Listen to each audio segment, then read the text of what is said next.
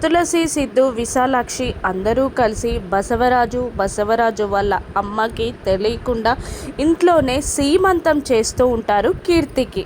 కానీ అక్కడే ఉన్న తులసి వాళ్ళ పెద్దన్నయ్య సంతోష్కి ఏదో డౌట్ వస్తుంది. స్టేజ్ పైన ముందర నిలబడి ఉన్న తులసిని చూస్తూ, అవునమ్మా తులసి, నువ్వు ఇక్కడే ఉన్నావు కదా, మరి ఆ చైర్లో కూర్చుందెవరు అనగానే అందరూ షాక్ అవుతారు. జరగమ్మా, జరుగుజాను అని అంటూ అందరినీ దూరం జరిపి వెనకాల చైర్లో కూర్చున్న కీర్తిని చూసి షాక్ అవుతాడు సంతోష్. అంటే ఇక్కడ సీమంతం కీర్తికి జరుగుతుందన్నమాట.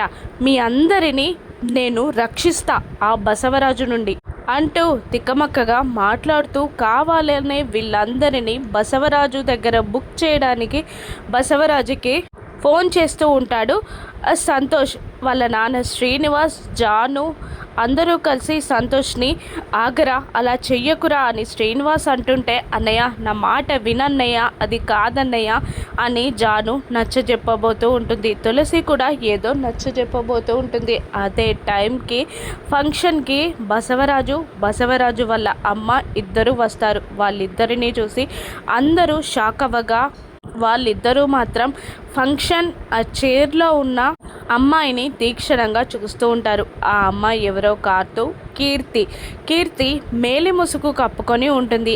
ఆ ఫంక్షన్ డెకరేషన్ వెనకాలే తులసి దాక్కుని ఉంటుంది.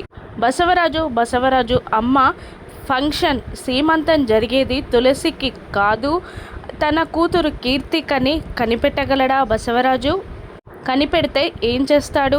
తులసి ఏ అపాయం నుండి ఎలా తప్పించుకుంటుంది? కీర్తిని ఎలా కాపాడుతుంది?